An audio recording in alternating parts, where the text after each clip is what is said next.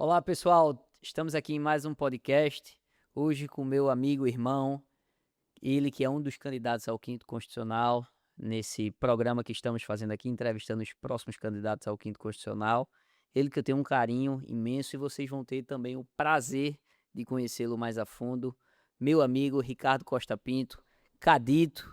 Cadito, que privilégio, meu irmão, estar aqui contigo, estar conversando, a gente poder agora, a gente tava conversando aqui, era o podcast iniciado de 10 da manhã, são 11, porque a gente já tá batendo um papo aqui, eu aprendendo, evidentemente, ele é um dos meus conselheiros na advocacia. E Cadito, primeira questão se apresenta, amigo. Oi, Paulinho, prazer é meu. Com satisfação eu estou aqui, né, no seu podcast. Importante esse debate aí com todos os candidatos. E venho aí propor meu nome a candidata a desembargador nessa vez. Mas, pois bem, meu nome é Ricardo Costa Pinto, minha gente. Eu sou nascido em 6 de fevereiro de 1974. Pernambucano, nascido em Recife, né? Segundo filho de Maria Helena e Ricardo Costa Pinto, neto, meu pai. Venho de uma família de 2 advogados. Meu pai, professor de Direito das Universidades Federais de Pernambuco e Universidade Católica. Minha mãe é advogada, também funcionária pública. Ao longo da minha juventude, vivi muito direito, né, com meu pai, e me apaixonei pelo direito desde então.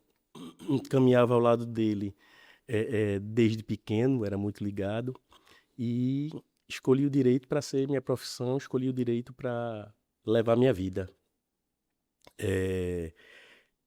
Casei muito cedo, hoje sou pai de 5 filhos, Maria Eduarda, que hoje é médica, Ricardo, que já está no 10º período também de medicina.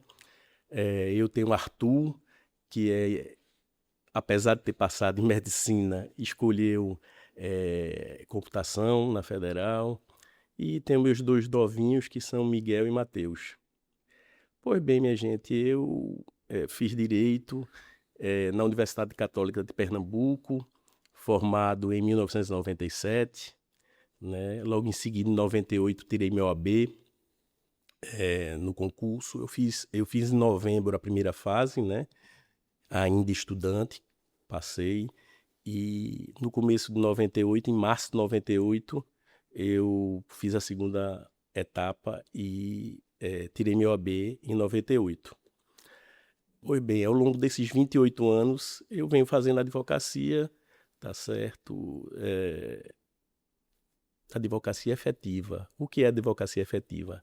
Eu sou advogado que faz a parte intelectual do escritório, sou advogado que temos uma equipe boa, o nosso escritório é de porte médio, eu reviso tudo que é feito pelos meus colaboradores, advogados, eu faço audiência,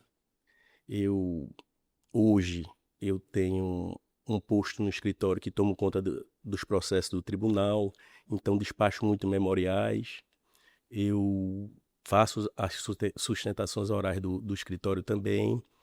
Então, eu sou um advogado raiz, como eu posso Raiz. dizer. Então, é isso que me trouxe até hoje o sustento da minha família, me trouxe a felicidade, né? E me proporciona, tá certo, essas amizades que a gente tá por aqui. Paulinho, ao longo desses 28 anos de carreira, também não podia deixar de fazer a reciclagem, né? Eu tenho, ao longo desse período, o direito é dinâmico, né? Muito dinâmico. Eu tenho 6 pós-graduações e, por fim, eu fiz um mestrado em Direito que finalizei em 2018. Esse mestrado é muito interessante porque meu pai sempre dizia: meu filho, olhe, o estudo é fundamental. Meu filho, faça um mestrado. Meu filho, continue a estudar, né? Eu tive a honra ainda de ser aluno dele antes do falecimento. E ele me pediu, e ele me fez eu fazer o compromisso de fazer um mestrado. Apesar de eu não ter o dom de ser professor, que não é o meu perfil, eu gosto de ser Claro. advogado. Mas aí eu vinha fazendo diversas pós-graduações, Paulinho, e batia na minha cabeça. Eu prometi a papai que eu ia fazer um mestrado. Eu prometia papai. E de repente, efetivamente, eu falei, vou me dedicar. Foi aonde, mestrado, Cadito? Foi na Damas. Ah, Faculdade Dama, excelente. FADIC, Faculdade de Damas da Instrução Cristã. E fiz esse mestrado no período de 2016 a 2018. E também assim, para homenagear meu pai, eu fiz o mestrado na área dele, que era Direito Internacional Público, né? E concluí em 2018 e estamos aí advogando desde esse período inteiro. É o que efetivamente me traz alegria, me traz meu sustento, com bastante humildade, né? Com bastante ética, né? A gente faz laços, né? Eu hoje posso dizer que a advocacia não só me deu o sustento, mas me deu também um leque tão grande de pessoas boas que entraram na minha vida, né? Às vezes a gente tá do outro lado, a gente tá na batalha processual, mas a gente faz tantos amigos, né? Verdade. A gente faz tantos amigos novos, como você, né? Um cara que, apesar da idade, já é um cara de ponta, né? E a gente sempre procura, efetivamente, estar conversando, dialogando com os colegas e estreitando laços. É isso. Ô, Cadito, me explica só um pouquinho do início. Tu continuou com o escritório do teu pai ou tu abriste um novo? E nesse início, qual foi a tua maior dificuldade na advocacia? Vamos lá. Meu pai era, como disse, né? Meu pai era... O que ele amava fazer, efetivamente, era ser professor. Então, uma das minhas características é de dormir muito tarde, né? Por quê? Porque papai saía de manhã muito cedo para dar aula e voltava muito tarde, porque ele dava aula tanto de manhã como de noite. A parte da tarde, Paulinho, ele era procurador do Estado de Nossa. Pernambuco, concursado, e ele não advogava efetivamente. Então, ele era procurador do Estado, advogado do Estado, e quando... no meu último ano de faculdade, né, meu pai vinha muito doente já, e nós sabíamos, a família sabia que ele efetivamente ia falecer, mas engraçado que ele lutou muito, Paulinho, para tentar ficar vivo, sabe?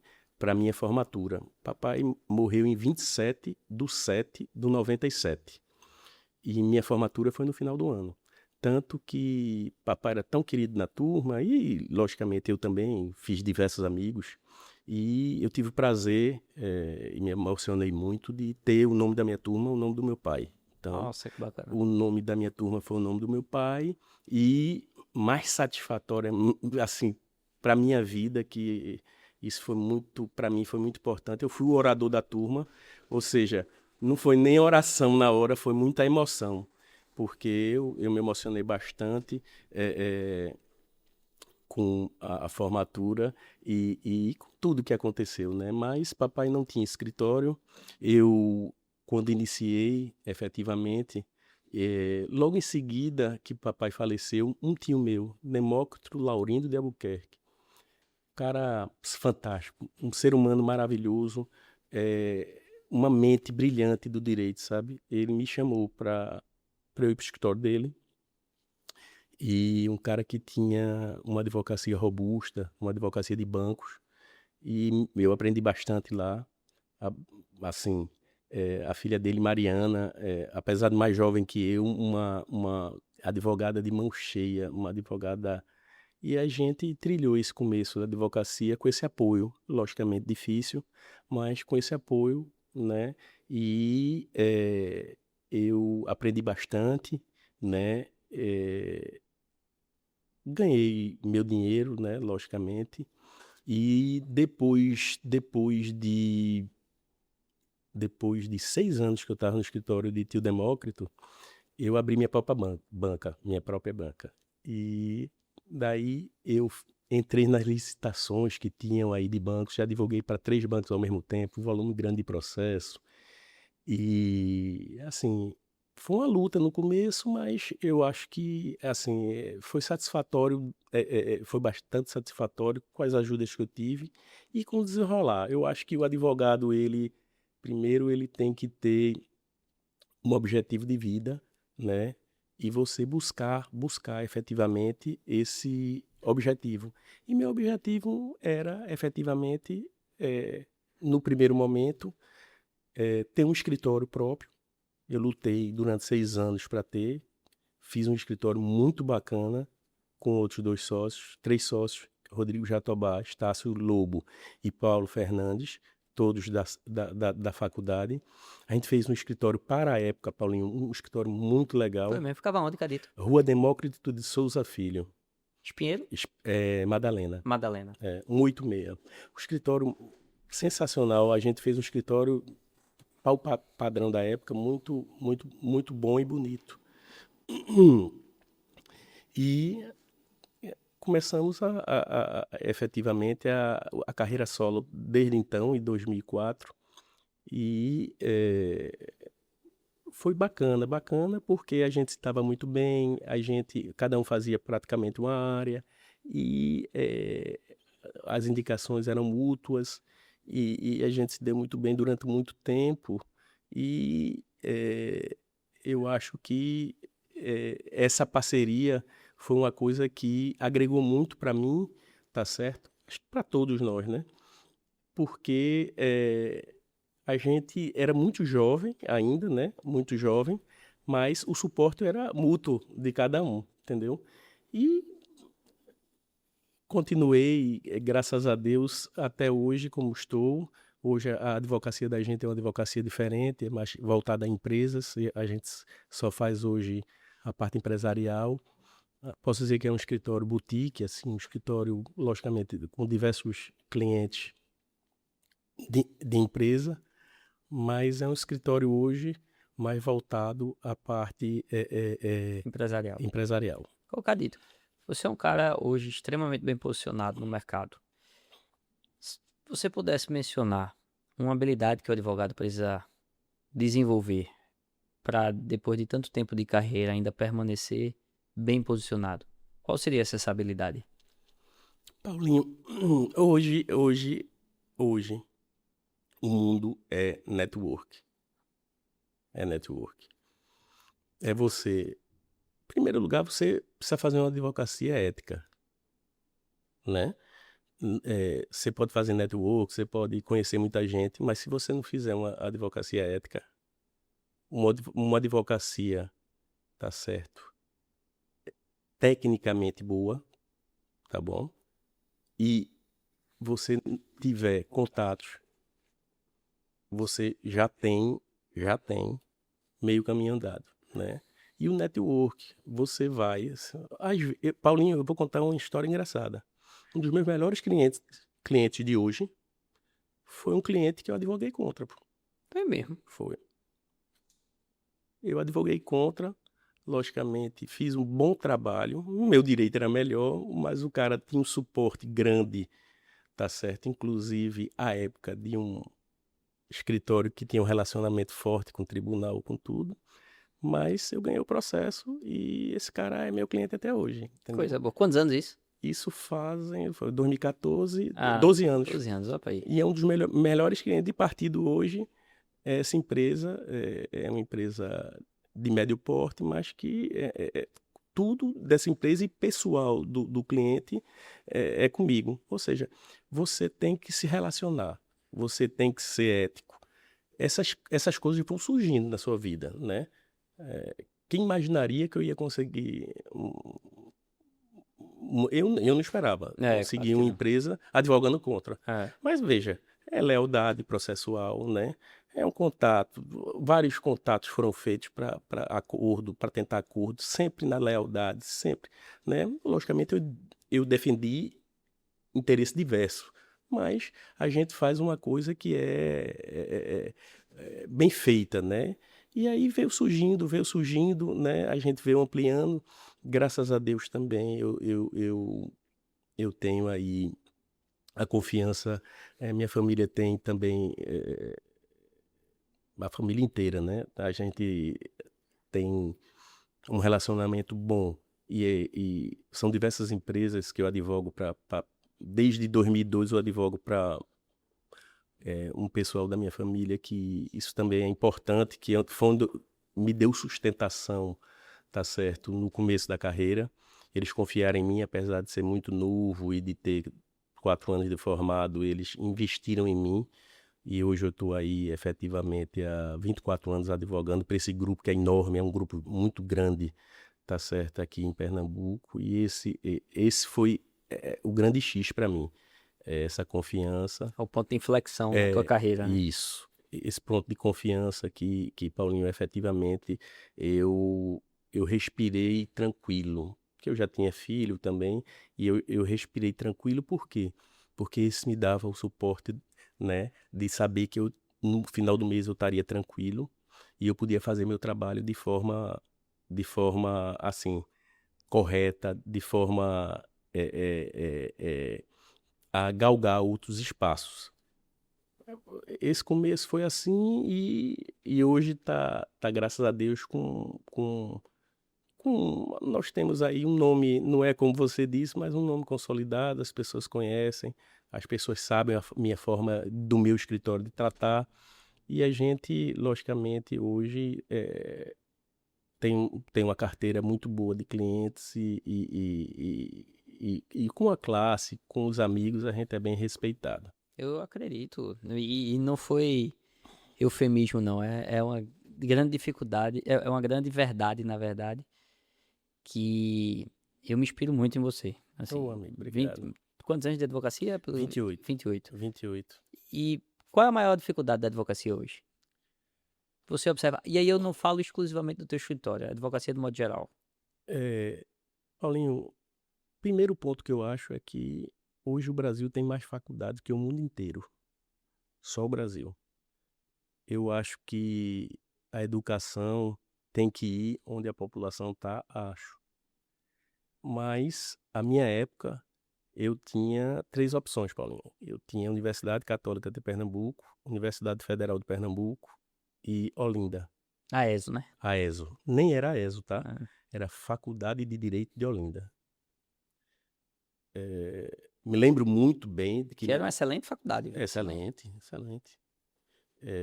Me lembro muito bem, Paulinho, que eram 140 vagas na Federal, 300 vagas na Católica e eram 120 vagas em Olinda.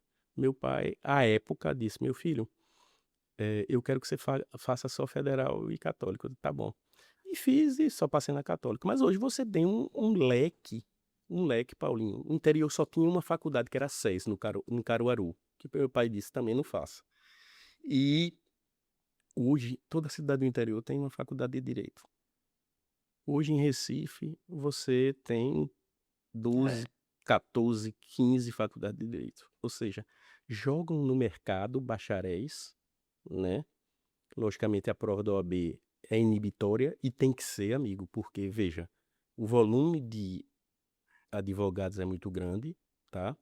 Então, eu acho que esse é o primeiro ponto, né? Eu acho que a própria OAB podia dar uma trancada maior ainda, porque hoje aí a gente está com 72 mil advogados. Como. Nossa. Então o mercado está inchado efetivamente de advogados. Posso dizer a você que nós no escritório, Paulinho, nós pagamos a mais do que o teto. A mais do que o teto. E eu já tive advogado saindo, uma Isabela, que trabalhou comigo, para ser confeiteira. Para ser confeiteira. Porque achava que 5 mil reais era pouco. E, assim, Eu entendi. nós pagamos, além do Do bis. vencimento, nós pagamos também participação Uhum. para todos os advogados colaboradores. Mas, assim, a advocacia eu acho que está muito precarizada, eu acho que tem muito advogado. Esse primeiro é o ponto, para mim, que é o mais importante, que não é desanimando ninguém, não, mas porque sempre quem é bom, sempre quem procura estudar, sempre quem logicamente, tem que entrar em algum lugar para ser visto, né? No começo vai ser difícil, né? Mas você tem que se apegar a alguém, né? Começar com alguém, né? Estude as pessoas, estude os escritórios, peça uma chance, não desista se levar um não, né? Você vai ficar conhecido pelo trabalho que você vai fazer, né? Você vai ficar conhecido pela técnica que você vai mostrar que você tem capacidade, né? Então, você vai a algum escritório para tentar começar a vida de uma forma, logicamente, isso eu estou falando para as pessoas que não têm, Paulinho, as pessoas que não têm nenhum laço, nenhuma ramificação, logicamente, familiar na área do direito. Então, a dificuldade é a quantidade de advogados. Hoje, grandes escritórios pegam aí, infelizmente, a maioria dos bons clientes e grandes clientes, né? Então, mas o mercado é amplo, É amplo. muito amplo, muito amplo. Então, sempre o bom, Paulinho, ele vai. Sempre o bom, ele vai, logicamente, não é, pode acontecer, né? Cada pessoa é uma pessoa. Mas sempre eu indico dizer que vá fazendo o alicerce para baixo. É, É difícil, mas se você fizer o alicerce para baixo, você não tem limite para você crescer. Então, você seja correto com o escritório que você trabalhar, seja correto com os clientes, né? Faça o trabalho bem feito. Eu sempre fui muito dinâmico e eu acho que tem que ser dinâmico. A advocacia é dinâmica. Procure mais coisa, procure fazer, procure, vá atrás, entendesse? Isso tudo é importante para um começo de carreira. Mas eu acho que a advocacia, efetivamente, ela está muito difícil. Não vai deixar. Eu perco clientes, Paulinho, eu ganho clientes. Isso é normal. normal. Isso Faz parte do jogo. isso faz parte do jogo. Mas para quem começa, eu acho que esse começo, você tem gente que tem situação financeira boa já de familiar e tem gente que não tem. As pessoas que tiverem situação financeira boa já abriram um escritório, eu acho temeroso até também, tá? Eu acho importante você efetivamente Ganhar a casca, né? ganhar casca dentro de uma banca boa, né? Você vai pesquisar, né? Pesquisar para saber para onde você pode se colocar. Logicamente, você pode escolher um lugar que não tem, mas tem muita gente boa, tem muita gente boa, tem muita Tem. gente E boa. Pernambuco especialmente. As dificuldades acontecem para todo mundo durante a carreira, logicamente. Veio a pandemia, a gente passou por dificuldade, É, muito. não é verdade? Eu, por exemplo, tive momentos que tinha 3 clientes de banco, com 40 advogados no escritório, e eu comecei a ficar doente, Paulinho, porque eu não dormia Preocupado. preocupado, entendeu? Então, essa minha transição também foi muito difícil, sabe, Paulinho? Você ter que gastar dinheiro para desinstalar o escritório todos. Quantos colaboradores chegasse a ter? 42. 42. 42 advogados. Para o Nordeste é uma história. 42, 15 mil processos. Então, eu efetivamente, naquela época, Paulinho, era carrinho com 30, 40 processos. Físico, Era tempos físico, áureos. era físico. Ali a gente aprendeu muito, viu? A gente aprendeu muito com aquilo tudo. E o sistema andava, apesar de ser um agente que era diligente. Para mim era muito bom e muito maravilhoso, porque eu sempre fui de contato. Então era maravilhoso, porque a Corpo gente. a corpo. Corpo a corpo. Barriga de balcão. Exatamente. Exatamente. E uma observação, Cadito. Veja, eu respeito todos os candidatos e, sem dúvidas, na minha opinião, eu estou bastante convicto em relação a isso, dessa leitura. Você é um dos que tem mais barriga de balcão. Isso, assim, do ponto de vista de sola de sapato, de tribunal e despacho, protocolo, petição e advocacia, como você mencionou isso, raiz, eu diria que você estivesse entre os primeiros. Olha, efetivamente eu comecei a estagiar no primeiro período de direito. eu quis aprender efetivamente. Eu era estagiário, eu fazia tudo. Fazia tudo. E foi uma das melhores experiências. E foi o meu acerto começar. A mim também. Meu pai dizia, meu filho, faça uma faculdade, vá no 6º, 7º período se eu quero trabalhar. Eu já tenho uma filha. Eu quero aprender. Tanto que eu botei minha faculdade para a noite. E eu estagiava 2 períodos. Aconteceu isso comigo, foi a melhor decisão da minha vida. Foi a melhor decisão, porque primeiro que você ia ter o contato com aquilo que você queria vencer. Primeiro que você já era reconhecido como estagiário, né? Primeiro que você, rapaz, foi muito bacana. E eu venho ao longo, eu posso dizer que eu já advogava, logicamente, no bom sentido. Claro. No ofício mesmo. No ofício, desde o 6º, 7º período, porque eu já redigia, entendeu? Só que assinava e revisava era o advogado, mas eu já fazia praticamente tudo. Já entendia a dinâmica do processo, do fluxo, tudo, absolutamente do sistema. Tudo. Total. Então, é muito importante dizer que eu tenho efetivamente 28 anos efetivos de advocacia, ininterruptos. Eu nunca fui nada sem ser advogado. Fui advogado a vida inteira. Já ocupei alguns cargos? Já. Mas eu não abandonei meu escritório. Tive o prazer de ser presidente da Comissão de Inquérito Administrativo de Jaboatão, na parte da manhã. Isso é o sistema OAB, é? Não. Prefeitura, certo. inquérito administrativo. À época eu fui presidente. Rapaz, para demitir povo lá, eu recebi ameaça. Foi um dos piores cargos que eu passei, mas foi a convite do desembargador aposentado Mário Melo. Mas foi desafiador. Inclusive, eu tinha receio danado.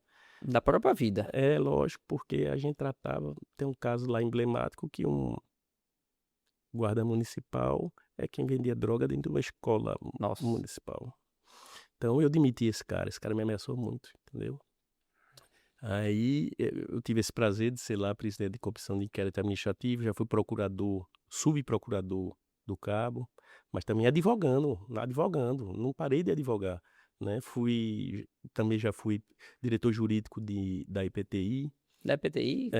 Já fui diretor jurídico da IPTI, então, mas advogando também, eu nunca parei de advogar um minuto. O escritório, até porque se eu não for no escritório, Paulinho, se tiver tranquilo o escritório, eu posso não ir, que eu tenho uma equipe. Mas eu não consigo não ir para o escritório, entendeu? Tem que olhar para o povo, como é que tá, né? Eu tenho que ver como é que estão, dono, né? Então,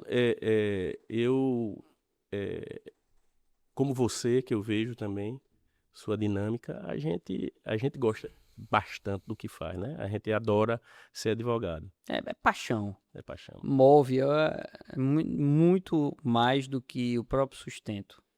Muito maior do que isso. Cadito, você sendo o próximo desembargador do Tribunal de Justiça do Estado de Pernambuco, qual o compromisso que você tem com a advocacia? Importante essa pergunta demais e fundamental, né? Em primeiro lugar, o 5º, ele busca a oxigenação de novas ideias dentro do tribunal. Temos grandes desembargadores dentro do tribunal, mas com pensamentos diferentes do desembargador oriundo do 5º. Eu acho que existem alguns pontos importantes que, inclusive, são minhas bandeiras de campanha, né? Que é, em primeiro lugar, o respeito à prerrogativa da advocacia. Eu acho que você respeitar a advocacia é uma obrigação, né? Meu gabinete, Paulinho, vai ser minha cara, né? Como o gabinete dos outros desembargadores é a cara deles. Meu gabinete não terá marcação de consulta, tá certo? Para despacho de processo, não terá.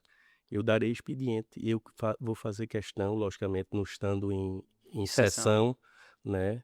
Eu farei questão de despachar os processos individualmente com os advogados, né? Logicamente, nos momentos que não tiver o advogado for despachar, será recebido como estivesse sendo recebido por mim. Isso é inegociável. Inegociável. A advocacia, há 28 anos estou e nunca vai sair do coração e nunca vai sair da minha cabeça, dos meus pensamentos.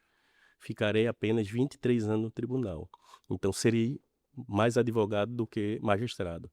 Mas eu acho que o respeito à advocacia é o ponto basilar, né? Terei um gabinete que vou arbitrar os honorários dentro dos parâmetros legais, né? Terei um gabinete que escutarei, tá certo, as reclamações da advocacia para com o tribunal, para no momento oportuno ir à mesa diretora, ir aos pares, tentar, logicamente, conversar, ponderar, né? E tentar mudar a forma, tá certo, de fazer a justiça. A justiça é fundamental com a gente, com o advogado. A gente estuda, formula as teses, né? E bota para os magistrados julgarem. É muito bonito o que a gente aprende na faculdade, né? Que é fundamental, mas hoje a distância está grande entre os advogados e o judiciário. Tá. E a parte também, sabe, Paulinho? Então, eu acho que eu tenho que ter um gabinete humanizado, né? Um gabinete que receba efetivamente e se comprometa a fazer o diferente. Eu costumo dizer que as revoluções elas começam com um. Eu serei o primeiro, amigo. Não sei se conseguirei sozinho, mas eu acho que incomodarei da forma que tratarei cada advogado que for no meu gabinete. Também é importante frisar que ao longo dessa caminhada eu já visitei 67 cidades. E eu vejo que a advocacia está precarizada no interior, está com muita dificuldade. Eu criarei no meu gabinete também os despachos virtuais para a advocacia do interior. Fundamentalmente, não. Pode ser que alguém da capital tenha algum problema, esteja doente, com dificuldade, pode agendar. O Tribunal de Justiça da Bahia, ele fez uma ferramenta que você agenda a consulta para despacho com o magistrado. E eu quero levar meu gabinete o mais longe possível. O cara que está em Petrolina, Araripina, o cara que tá em Salgueiro, o deslocamento de 500, 600, 700 quilômetros para vir e mais 500, 600 para voltar, se eu posso, né, eu posso fornecer uma situação de levar meu gabinete para o advogado. Então, eu vou criar essa ferramenta também, que é fundamental para o jurisdicionado, não só para o advogado, porque o jurisdicionado merece respeito também, né? Outro compromisso, Paulinho, que eu tenho é de celeridade processual. Esse é fundamental. A gente que vive de honorários, vive, né, de alvará, né, exclusivamente disso, como lhe disse, a gente precisa que a justiça seja rápida e célere, né?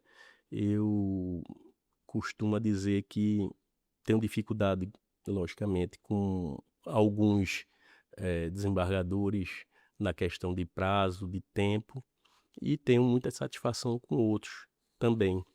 Então, eu conversei bastante até com o desembargador Alexandre Pimentel, e é um cara que eu admiro bastante, e perguntei, desembargador, como é que funciona o gabinete? Por que é tão rápido, tão célere o seu gabinete? Porque entram 500, saem 500 no mesmo mês. Eu disse, Cadito, é simples. Eu informatizei meu gabinete, fiz gestão. E eu vou fazer gestão do gabinete. Excelente. Que visão boa, né, rapaz? Eu vou fazer gestão de gabinete, que é fundamental. Hoje, o despacho no gabinete do desembargador Alexandre dura 72 horas no máximo, né? Nossa. Então, os processos com ele, um agravo dura 3 meses, né? Uma apelação, 4, 5 meses. Então, eu tenho uma apelação de 4 anos com ele. Então, eu acho que a gente tem que acompanhar o que é o sucesso. E é fundamental você ter um gabinete com gestão, né? Que seja célere, que faça a justiça de forma rápida. Então, eu seria um desembargador preocupado com isso. Muito preocupado com isso. Também me comprometo, Paulinho, de reciclagem de todo o gabinete, todo, do desembargador e da assessoria. É muito difícil você chegar para despachar e a pessoa não saber o que você está falando. O advogado sente dificuldade. O direito é dinâmico, a legislação muda, a jurisprudência muda, as súmulas mudam, né? E, no seu caso, portarias e... Então, o gabinete tem que estudar, rapaz. É obrigação. Obrigação. Isso é uma obrigação. Obrigação, obrigação. Não é porque você chegou a ser desembargador no maior posto de cargo de magistratura de Pernambuco que você tem que parar no tempo, né?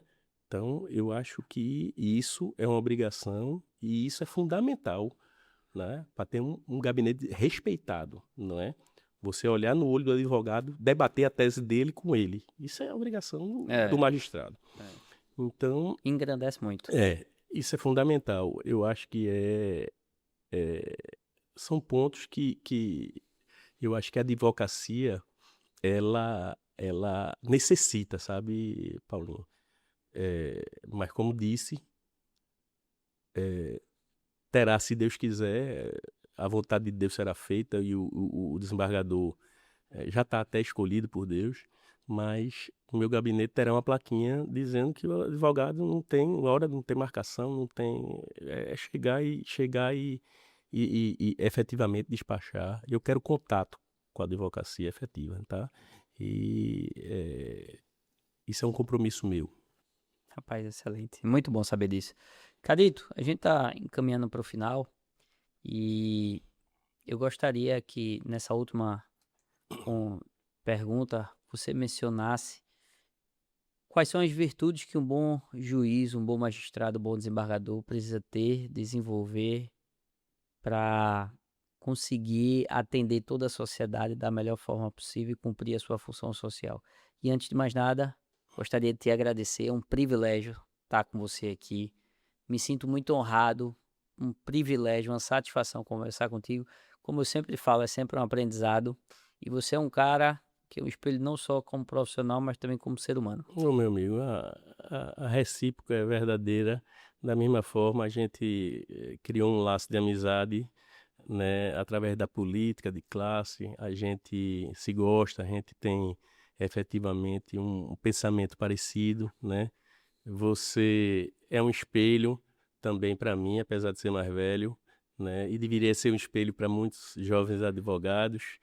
Como disse, você é um cara que está galgando o espaço, já está bem posicionado e eu admiro bastante.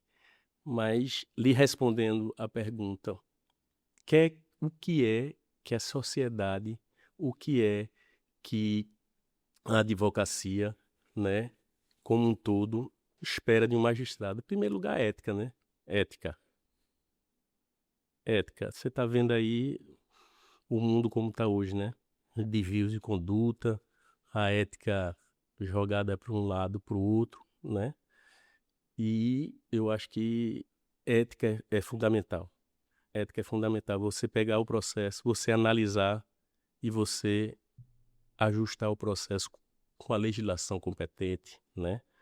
Você vem, né, defendendo os seus clientes de uma forma, né? E você tem que levar para o gabinete, levar agora para a magistratura um posicionamento que você sempre teve na vida, que é, né, logicamente, usar o direito de forma correta, né?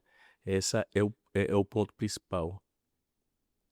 Outro ponto principal, como disse anteriormente, é você prestar, tá certo, a jurisdição de forma célere, de forma responsável e de forma muito rápida para a sociedade. Porque a parte fica satisfeita, o advogado fica satisfeito e o gabinete fica respeitado, né? Então, eu acho que você mudando, né, você consegue transformar os outros. Citei e vou recitar Alexandre. Alexandre foi o primeiro. Hoje nós temos 5 gabinetes fazendo a gestão como ele faz. Daqui a pouco nós vamos ter todos os gabinetes. Eu sei que é difícil para um desembargador mais antigo se adequar à realidade, né, que hoje é essa inteligência artificial, né, de uma gestão diferente. Ele gosta de usar efetivamente e de ver processo por processo. Mas eu acho que você pode fazer tudo isso unindo, né, a inteligência artificial no sistema, né, judicial. Então, eu acho que a advocacia e a sociedade pode esperar de Ricardo Costa Pinto um desembargador, tá certo, que tem um gabinete humanizado, que tem um gabinete comprometido com a ética, que tem um gabinete que fará a justiça da forma que ela tem que ser feita e de forma célere, de forma responsável e rápida. Excelente. Muito obrigado, Cadito. Pessoal, esse foi mais um episódio do BPcast. Estamos fazendo a trajetória dos próximos candidatos ao quinto constitucional. E hoje tivemos a honra de conversar e aprender bastante com Ricardo Costa Pinto, Cadito, o candidato ao quinto constitucional. Muito obrigado. Obrigado.